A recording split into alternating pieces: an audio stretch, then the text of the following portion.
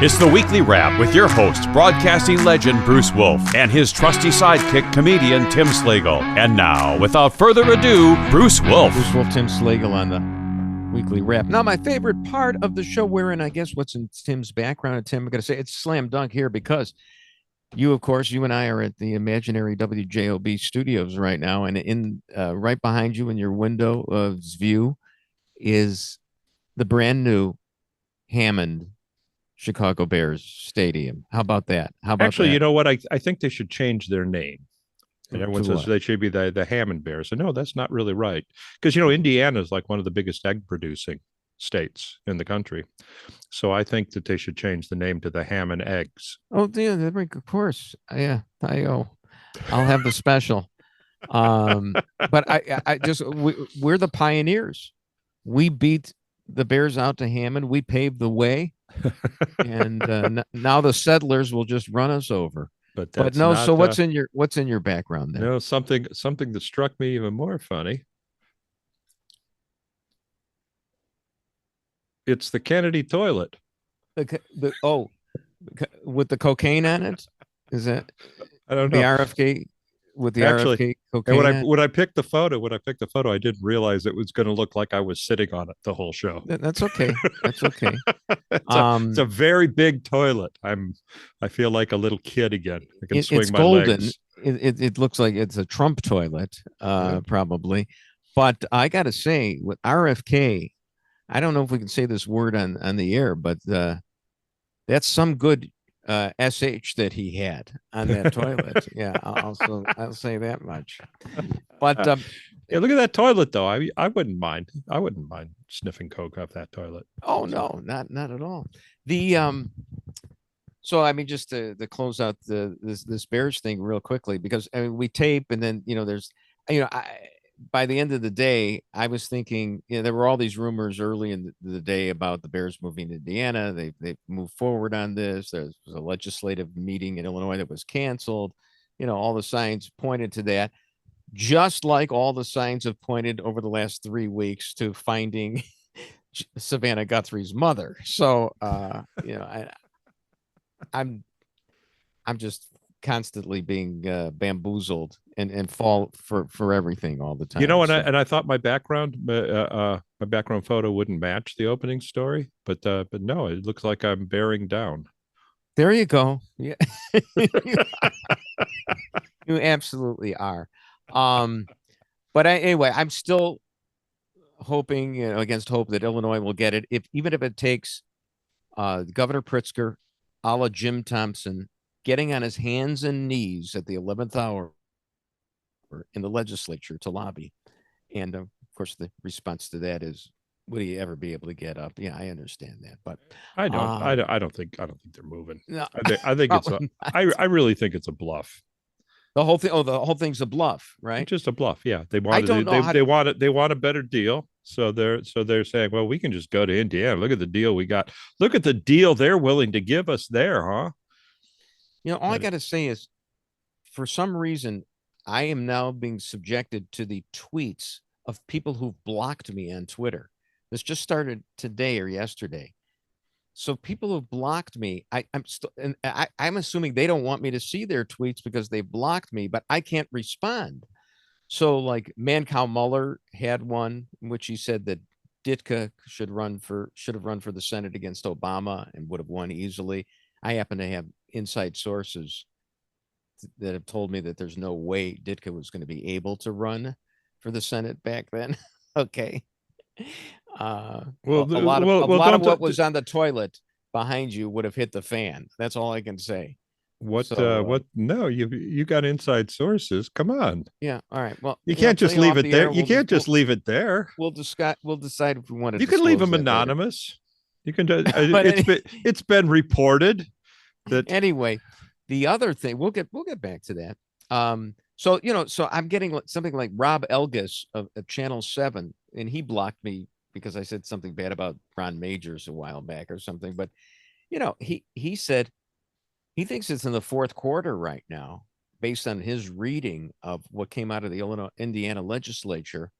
But first, they would need an environmental study done. And I'm thinking, wow, this guy's really an expert I mean, I knew that he was smart because, he wears the glasses and sits next to Cheryl Burton. So, by comparison, of course, but I just, we're everybody's got all this expertise on this. I don't know. I look at, Oh, really? what, You wouldn't.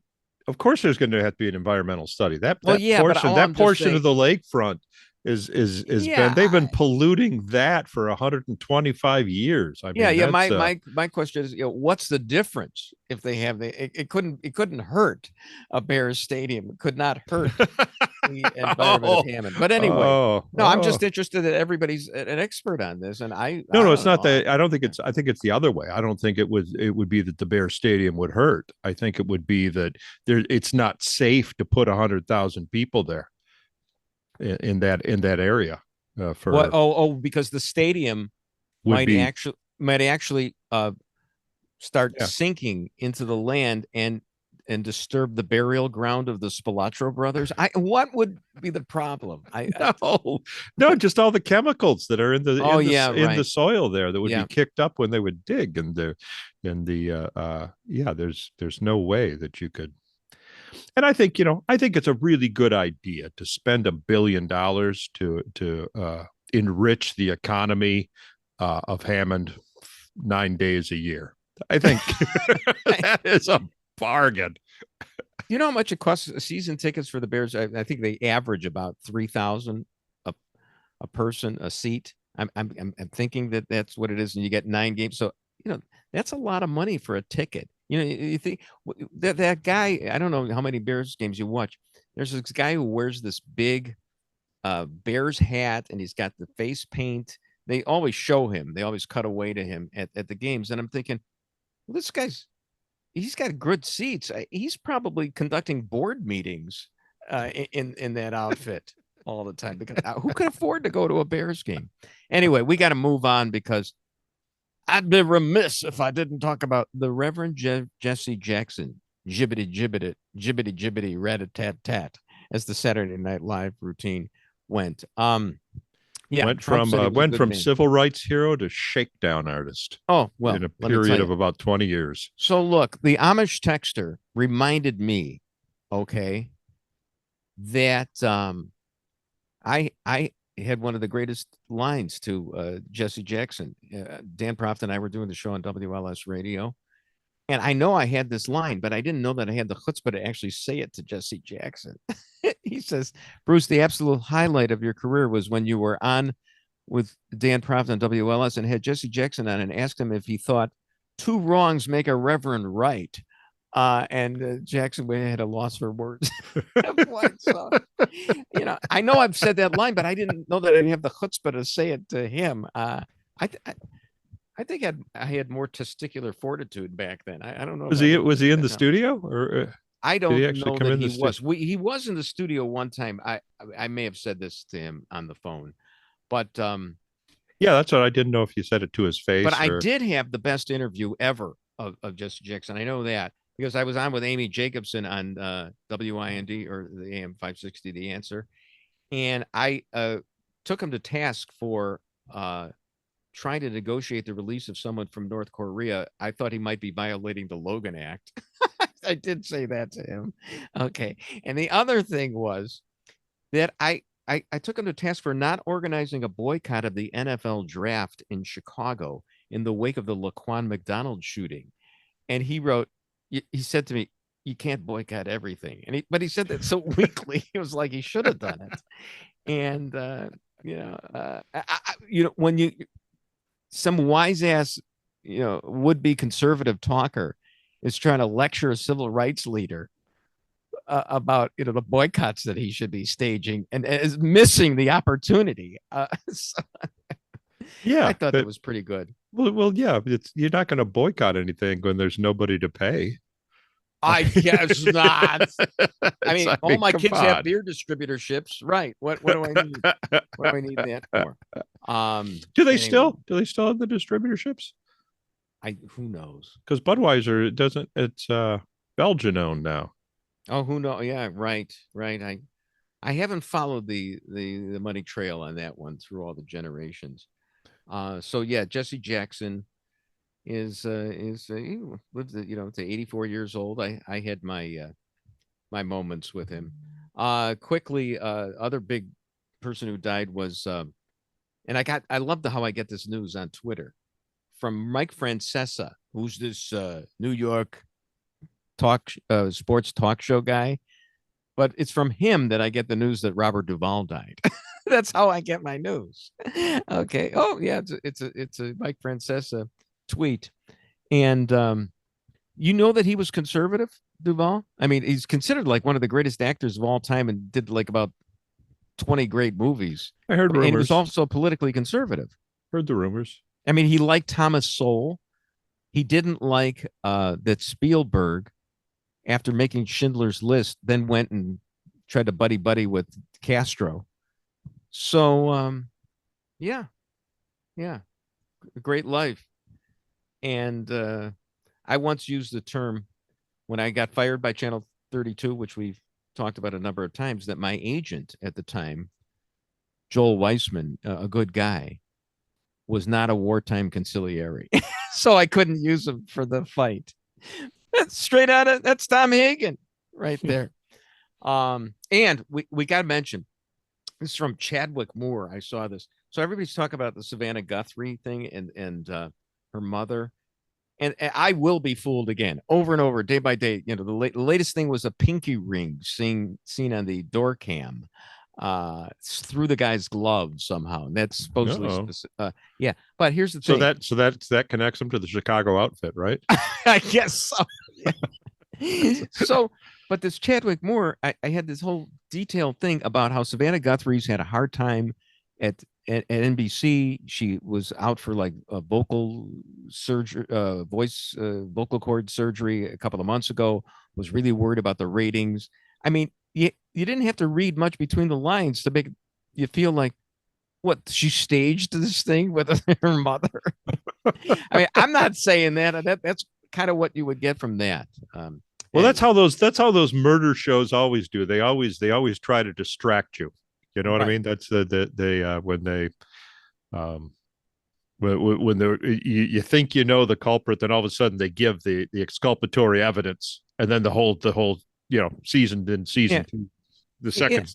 I tell you, the thing that really bugged me though was Sean Hannity would be leading into this Trace Gallagher, who'd do the Breathless Hour every night on this poor missing woman, and Sean Hannity actually said, "Trace, I won't miss a minute of your show," which was going to be 2 hours from when Sean was on, I guess, or a full hour away.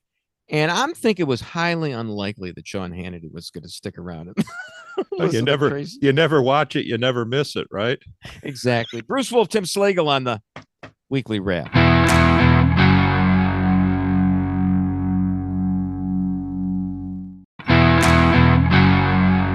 Bruce Wolf, Tim Slagle on the Weekly Wrap. So, do you have anything to say about AOC other than your admission that you didn't know that Venezuela was above the equator either?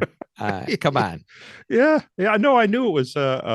I took Spanish in high school, so okay. So it's a lot. Well, you think that somebody named Cortez? That's her last name, right? Well, do you know why she? A lot of people don't realize why she picked on JD Vance. Okay. But JD Vance, or not say, I'm sorry, not JD Vance, Marco Rubio. Yeah. Marco, yeah, it's named the likely presidential candidate for 2028, huh? Yeah, there you go. It's Marco Rubio. Why she picked on him is that he said that he didn't just say that, he didn't say cowboys came from Spain. He said the Spanish tradition of rodeo and ranching all originated in Spain. And the first person to bring horses to this continent, ironically, was a man named Cortez. Okay. So and she doesn't. She got that wrong too. She totally got that wrong. By the way, yeah. I'm sorry. Go ahead. But that's why she jumped on him. It was because he kind of of course, that she didn't like the colonialization. But. Yeah. So let's just twist history. That's nice. And she also hemmed and hawed and stuttered and did all that, and it was generally a lousy performance. Although, don't you think in the Instagram age and all that, people forget about that, right? No. You know how they say that March comes in, if it comes in like a lion, it goes out like a lamb. Yeah. She came into Munich like a presidential candidate, and she went out looking like a bartender. Hey, Sam Malone was pretty good. Had That a is lot of it. things to say. If you saw those clips, you saw the end of the Alexandria Ocasio-Cortez You think presidential see? I didn't even watch the aspirations. clips, Oh, but it would be too painful. It'd be a gaper's block. But you know who I was thinking should run for president?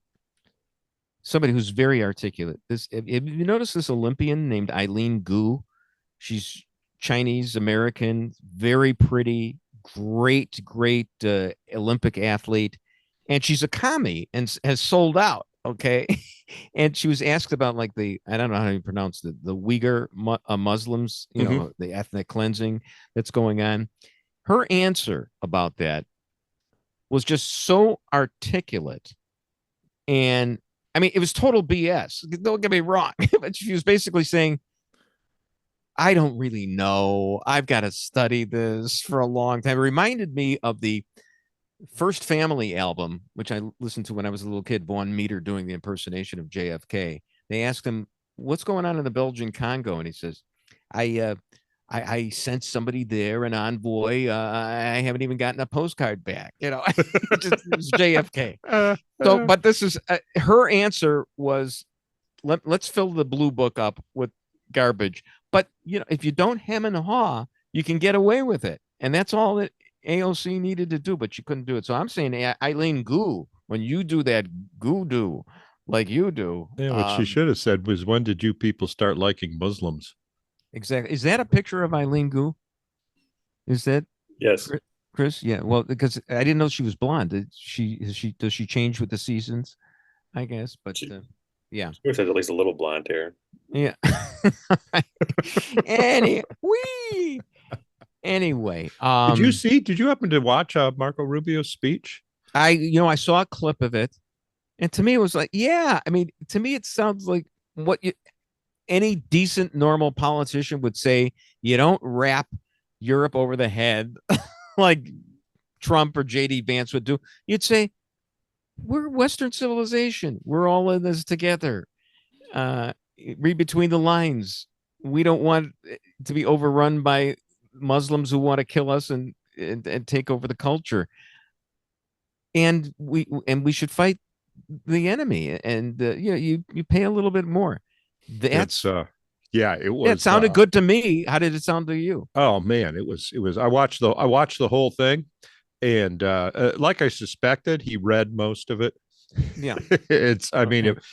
He appeared presidential. I think he's a little vertically challenged too much to run for president. You don't like that. DeSantis is too short.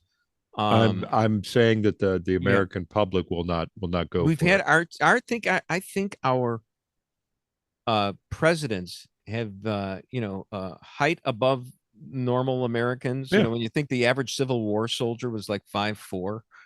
Okay, and Lincoln was 6 something or other. Yeah. I mean, absolutely towered. Yeah, and then you put on that hat. Yeah. Oh yeah.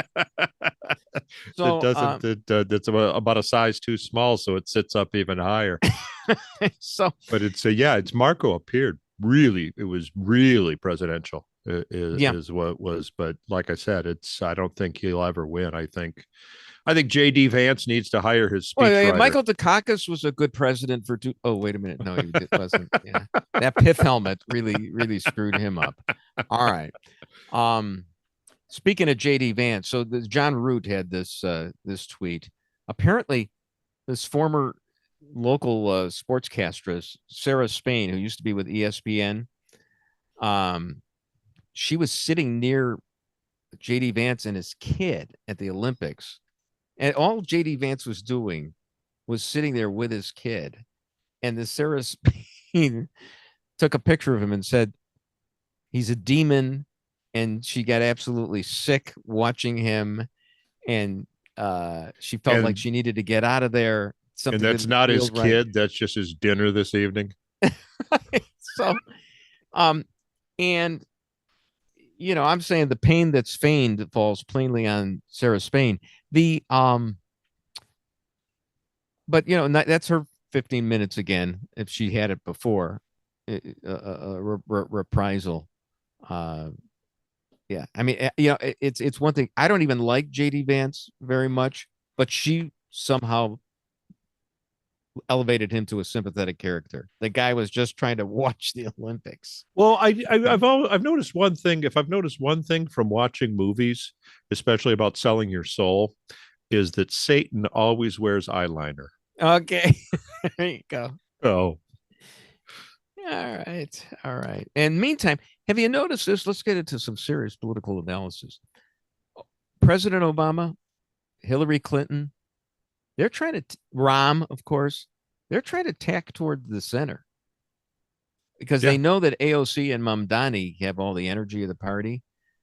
But they're trying to, and it's not, I don't think it's going to work. I think they're going to lose the extremists who've got all the energy, and they're not very convincing. Plus, Obama does a lot of gaslighting. He was talking about how the Republicans were the ones who were so divisive back then. Sure. I remember it was Obama quoting Al Capone in what the Untouchables, saying that if they bring a knife, you bring a gun. That doesn't sound like somebody to me who's trying to reconcile all the factions in this country. No, when he came into the White House, man, he had over 50, he had a majority of America that thought that there's nothing wrong with a black man in the White House. I mean, right. that was an opportunity right there to finally put racism to rest. But no, it's profitable. So why would they do that? Why do you think Hillary was in Munich, by the way? Oh, I didn't even. What was she doing there? Yeah, exactly. Yeah, you're not the Secretary of State anymore, hon. Yeah, you're nothing. You're nothing. What are you there for? Yeah. It's I'm sensing a presidential run. Well, I've said this before. I thought she was too. She's already, tacked to the middle here. And you know what the proof will be when Hillary and Obama both say that they believe that marriage is something between a man and a woman, which they said in their first runs. Why not bring that back? Or at least between a man and somebody who dresses like a woman. All right, we're halfway there. Or a man with another woman in Hillary's case. But here's the thing. The Democratic Party, and somebody wrote about this in Texas, even though they're supposedly going to win all these legislative seats, and it's going to be just like 2014 was, and that's a precursor to what happens in the in the election for the House and the Senate coming up in November. You got a situation though, however, in Texas, there's this representative named Sean Theory who was against gender changing, and the Democrats primaried this person, and they didn't want they don't want that. There's the litmus test is you got to be in favor of boys competing against women. You certainly got to be on the Palestinian side, and those are losers. But on the other hand, it seems like they're gonna win in November. So explain to me what's going on here, Tim Slagle. I do not know. In fact, Hillary in Munich was at a women's rights conference and interviewed the transgender representative. Okay, so there we go. So that's all right. I'm getting a little dizzy. I'm getting real dizzy right now. Bruce Wolf, Tim Slagle on the Weekly Wrap.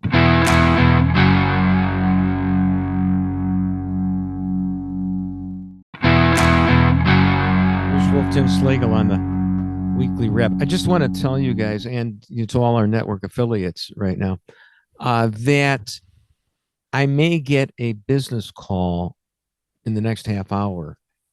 If I do, might I suggest you just immediately go into an emergency heating and air conditioning podcast, okay, for the length of time that I'm gone, and then I'll come back. Meantime, I do want to mention our good friend Scott Bertram. He's been on the show substituting for you, Tim. He had a tweet. You remember this TV reporter who was unnamed at the time had been attacked while she was in her van in downtown Chicago by this guy who's like a 7-time felon and was out for some reason right now. And her response to this was that she just hoped the guy would get. I mean, this guy went in, he grabbed her tongue apparently and actually ripped her salivary glands. Ow. And she goes, we need to do more. We need to do better for people who have fallen through the cracks, people who are unhoused, people who are unwell. The consequences of people not getting the support they need, it affects us all. And she hoped he got help. So, I mean, this woman literally turned the other cheek so that he could go in and rip out her bridge work too, apparently, because this is a little this is a little too much. I don't think I would. The giveaway is that she says unhoused. There we go. That's the new word. And he should be in a house, the big one. Yeah. Or what happened? They shut down the mental health hospitals. They shut them down, and you know who did that? The crazy that would be the crazy house for the unhoused. Well, the crazy unhoused. Nurse Ratched did that. That movie, right? Yeah. That movie did it. Yep. Yeah. And just like the China syndrome, got rid of nuclear energy. Oh yeah, yeah. And it's making a comeback. Sideways got rid of Merlot. Well, it's actually true. People after that movie, people stopped drinking Merlot for no reason. I mean, There was no reason why he would not drink Merlot other than it was a fad at the time. Merlot is a perfectly good wine. Yeah, but people for some reason people thought there was something wrong with it. So it's little tip that your best wine value is the Merlot now. Oh, all right. Yeah, well, that's good. That may be the best gem. Let's take that out, Chris, and make a highlight of that.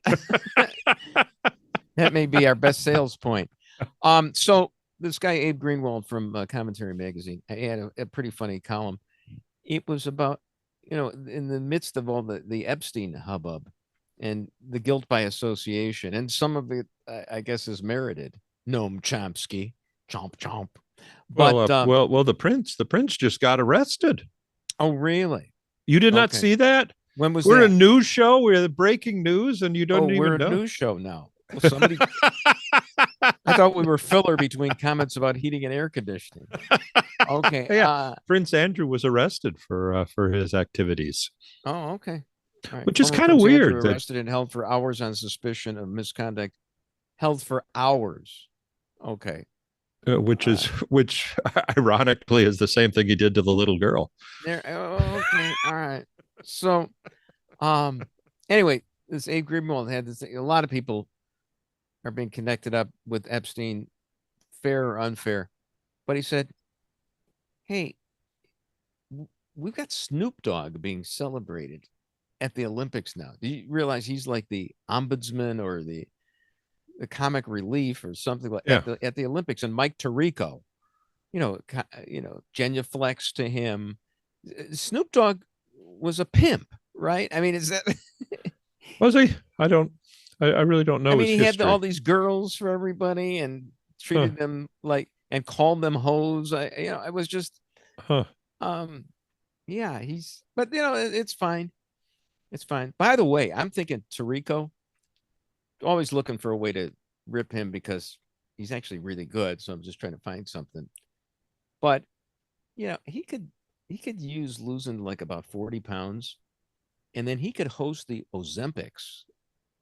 I'm thinking just for the newly svelte. The winter Ozempics. The winter Ozempics. I'm always thinking outside the box. We have in the rundown here. I confess, I can't remember what it was, but Rob Long had written this essay. I thought you would have been interested in it because it was about whether women are funny. and he was and Well, this has been did going you on. read this? Did you read the piece or no? I did not read it, but Okay. it's I mean, that's a debate that's been going on for a long time. Christopher Hitchens got in a lot of trouble for saying the same thing. And Well, basically what he said was that it's evolutionary, that it's hardwired into the DNA, because men who cannot make women laugh never have sex. Yeah. It's so that it's so, and the better you are at making women laugh, the more chances that you can have sex. Now, so it's interesting that you say that, because I remember, the late great Florence King, whom I so admired. She once said, and I don't know that she might have been quoting somebody, but she said, "Men who won't men who won't fight won't f." Okay, so I'm thinking, do you have to be a fighter and a comedian at the same time? It just sounds like a lot in one. I'm sorry, Bruce. I'm a laugher, not a fighter. Really, because I always went for the jokes, and I thought, sure, if you can't, that's it. Yeah, if you can't fight, that's what you got to do. Exactly. And then Rob Long even mentions that. Now you're jarring my memory here. The writers' rooms at these sitcoms and TV shows were basically guys had been picked last to be on the teams and all that, and that's when the comedy came out.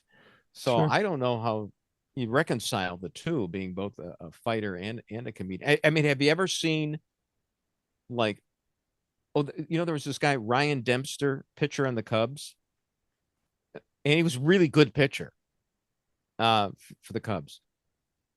He was one of the guys who tried to do a Harry Carey impersonation. All right. And it just doesn't work, because a guy with a V-shaped torso, it didn't work at all. Yeah, I can do one better than I like to admit. Well, you kind of look a little hairy-ish. Okay, let's hear it. Oh, that's about it. That's enough. You just have to sound like you're drunk a little bit, and so yeah, it's hard to be a good looking. You don't want a guy with a six-pack start telling you jokes. It's like, don't you have enough? Yeah, well, no, there's been a few of those. There was Dane Cook. Okay, I forgot. And then who's the new one? Matt Rife. I mean, they're both good looking guys, and that are vaguely funny, and the women love it. The women, I can imagine. The women have dug both of them. So yeah. So yeah, I mean, it's like you don't really want like you wouldn't want Sydney Sweeney, doing the Joan Rivers impersonation. It would be difficult for her too, because she couldn't get up there and say, "Aren't you just glad that Elizabeth Taylor is fat now?" No, you can't be that way. I mean, I realize why Sydney Sweeney's pronouns are her, hers, her. Okay. It's because if they were the plural, if her pronouns were there and they, that would kind of be sexist, wouldn't it? Because is Sydney here yet? Oh yeah, they just walked in. They walked in. Oh yeah. Oh, here they are. Yeah. Now Chris just flashed a picture of Sydney Sweeney, gratuitous picture of her. I gotta say, they're quite attractive. Well, I mean, she's got a little more going for her than Eileen Gu. Let's see how she answers the question about the Muslims in China, though. What does she think? She'll just probably give you a stare. And what? I understand that would be a good answer. She's on our side. That's what I hear. No question about that. The rumor I hear. At least she's she's going for it. Yeah, I mean, we got Duvall. I mean, he's dead now, but we got Duvall, and we got Sydney Sweeney. I think we're okay. But back to the six-pack comics. They're not funny. It's Dane Cook and Matt Rife are not funny. The women love them, but kids love them. No, they're not funny. They are not funny at all. Remember, we were talking about that guy who was sold out in Minnesota, but they canceled his performance. Ben Benakis. Yeah, Benakis. And we mentioned last week, and he was. I saw a clip where he goes, and he's a big guy, but he's got a gut, and he goes, Don Lemon is gay. And he goes, that's the joke. And it's like, and everybody's laughing. And it's almost like, I think they're afraid that he's going to come into the crowd and beat them over the head. That's not really funny. It's a very minimalist way of being funny. If you just say Don Lemon is gay and expect to get a laugh out of that, I mean, that's kindergarten stuff. Yeah. I don't find Ben I don't find him that amusing. But yeah, okay. It was just maybe that's just jealousy. Now, Chris had put in the rundown Banakas on Gutfeld. Was 2 nights ago? Oh, he was. Yep. So was he okay? Did you see him, Chris? What? I saw it. It was not. He wasn't good. But he looked nervous, didn't he, Tim? Yeah, he looked nervous, and he didn't get a single line in that I thought was funny. I thought he had a couple of good jokes, but he looked nervous, and he did not look like he was having a good time, which is kind of half the thing. You at least got to pretend that you're having a good time. Well, that's good, because half the things Tyrus says aren't funny, but he kind of sells them. Yeah, right. Well, Gutfeld bombs at least 40% of the time with those jokes that they write for him. I'm going like, what? And he leans into that, which is kind of funny. Yeah, no, that's the Carson formula. Carson-esque. It's meta humor. If Carson had written a good comeback, he would purposely ask the writers to write a bad joke, so that when the audience just stared at him, he could go, "May the fleas of 1,000 camp." He could do a comeback like that. May the bird of paradise stick a small grenade up your left nostril. Bruce Wolf, Tim Slagle on the Weekly Wrap.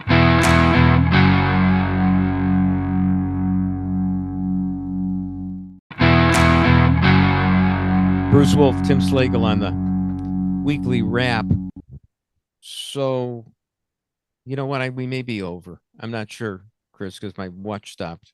Again, if I get a phone call in the next few minutes for business purposes, we will go into an emergency heating and air conditioning podcast. I figure one of these days, the audience is they're going to be lusting for that kind of talk. So I'm guessing if your watch stopped, it's probably digital. There we go. So I'm really not sure where we are in the show time right now, if you want to tell me how long this segment is supposed to be. But while you figure that out, there's a chance of there being a baseball lockout. And my first everybody's, oh, I can't believe this. It's like the Bears moving from Chicago. And me, it's like, it'd be kind of funny if the Bears moved from Chicago. And especially because we got the radio rights already sewed up with WJOB, Hammond, Indiana. But I think I could use a breather from baseball. I don't know. Now, Chris is the big White Sox fan, so Chris, you want to demur? What exactly is a lockout? A lockout means the owners they're trying to save themselves from themselves, okay? Because they just forked over a lot of money for the what's the name of the free agent who had been with the Cubs, and the Dodgers gave him a couple $150 million. Are you asking me? I'm thinking Chris would know that. Okay. Kyle it's Tucker. The Cubs. Yeah, Okay. Kyle Tucker. I mean, this guy was okay last year, but they threw a ton of money at him, and that's the Dodgers. And so the owners want to stop themselves from bleeding out and spending all that money. So there's a lockout is anticipated for the next season. So what do they do? So they they stop baseball. Huh? Yeah, and they won't be playing. And I'm okay, fine. What is the advantage of that? You don't you come on, man. I mean, negotiations. The players won't be making money. So these aren't like government employees who get furloughed because of the government shutdown, but we know we're going to pay them all when they come back. Really? You have a contract though, right? Not, I'm sure the collective bargaining agreement supersedes those contracts, as it were. So that they no baseball until they re-sign their contracts. Is that re-sign have a new collective bargaining agreement? Huh. So by the way, I'm talking out of my ear hole right now, but it sounds good. I mean, otherwise, why would you have a lockout if there wasn't a possibility it could work? So mere logical inference. Ask the Democrats. Okay. So, all right, let us move on to the Amir Khan tweet about James Bond. And it was very interesting because this came from Daniel Craig, who played James Bond. If you notice, there was a turn in the last few movies. I don't know. I haven't even seen all of them. But, they went away from all the... I like to call him James Blonde. No, there we go. Okay, so what happened was a lot of things, they stopped going for the the funny cutesy things that were a trademark of James Bond, in addition to him being he was what we were just talking about before. We were talking about guys who are good looking and funny, okay? And Bond had that wry sense of humor, but Craig said the whole thing was wrecked because of the Austin Powers franchise. They couldn't do the gags anymore. And I kind of get that.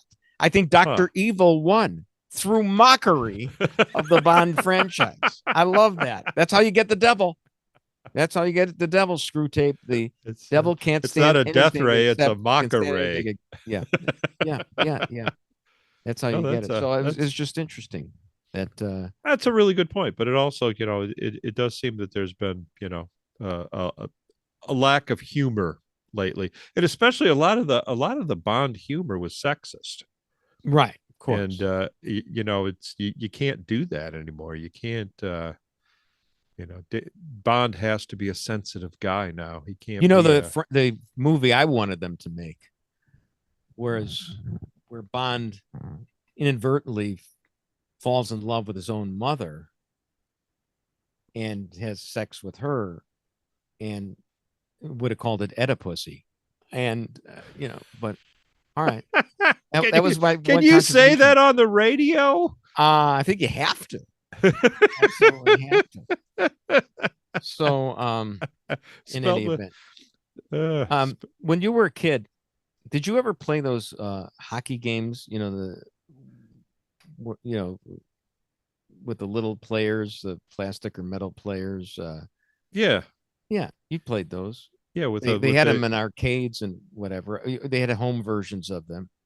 And then sometime in the 90s, they actually made bar versions, full-size bar versions for the kids that never grew up, that still wanted to play it. And those were actually nice. Those were actually built well. They weren't the tin things we had. Yeah, here's the thing. Kids. But the tin was better when I was growing up, because the new ones, the modernized ones, were plastic players or plastic sticks on the players. With the tin ones, and the stick was actually just part of the player, so it wasn't separate. If you were like dropping a puck down that had gotten loose, and your opponent shoved that tin thing, you could draw blood. Oh, yeah. And that could be a 5-minute major at least against. That's how tough it was. That's the way they started making them out of plastic. Hockey went soft. This one guy dies on the ice, Bill Masterton of the Minnesota North Stars. Next day, everybody's wearing a helmet. And it took away like all the personality of hockey, because you used to be able to see their faces when they were playing the game. Then they wore helmets. And then the worst thing is when they told them to stop smoking while they were playing.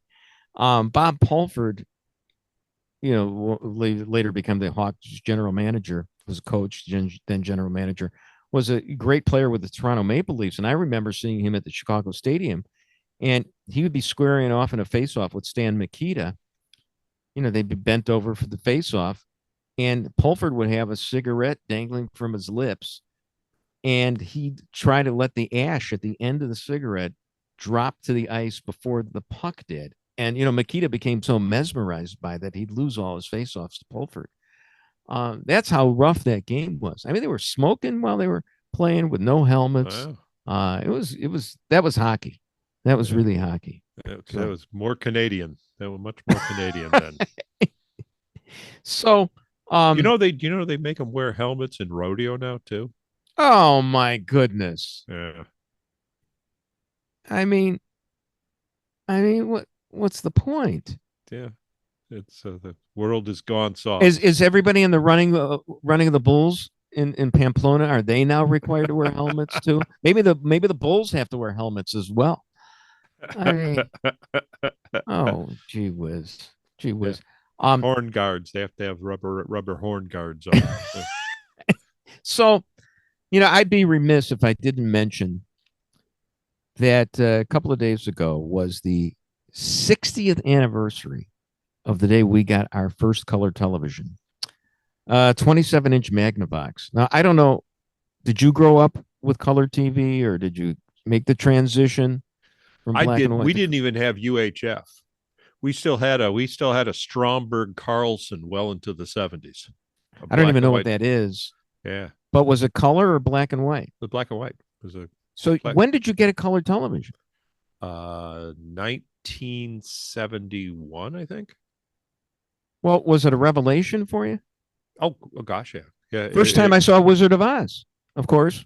Huh? You think the whole movie's been in black and white the 6 times you've already seen it. Yeah, that's true. And then all of a sudden she opens up the door and it's in color and it's like Ginger Grant is a redhead. That was another revelation.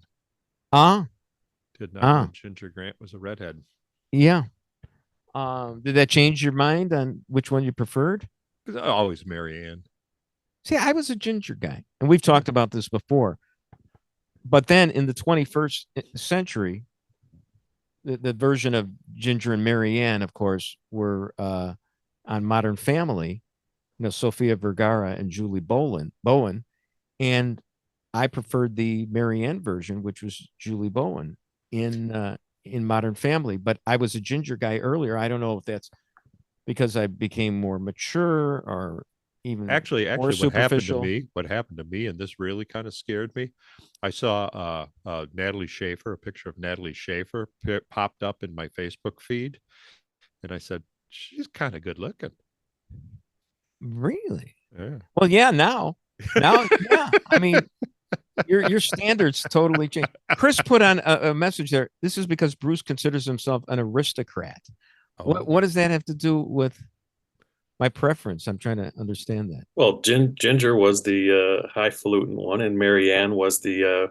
I thought she was just an actress. I didn't think she was, a sophisticated or anything like that. Who would Prince Andrew, the actual aristocrat, have preferred? Well, they didn't have like any 8-year-olds on the island, I guess. So. The daughter of the professor and Ginger. Yeah. Anyway, Tim, you're not going to be back next week to do heating and air conditioning. If we have any listeners in the Tampa Bay area, I will be at Snappers Bar and Comedy Club in Palm Harbor, Florida. Where is that in the Tampa area? It's outside Tampa. It's if you drive towards the water. Okay. Well, that sounds very nice. We'll miss you. I'll be relying even more so on just reading my tweets verbatim. So it's maybe Prince Andrew can make it into the next weekly wrap. Yeah, and let's hope by that time the Bears have decided to stay in Chicago and they found Savannah Guthrie's mother as well. Because and then you won't even need to do a show. No, that's it. That's the end of times. Bruce Wolf, Tim Slagle on the Weekly Wrap. And that's the Weekly Wrap on radio and television. Follow Bruce at Bruce Wolf Shy on Twitter and Tim at timslagle.com. The Weekly Wrap with Bruce Wolf, a CP Pods production.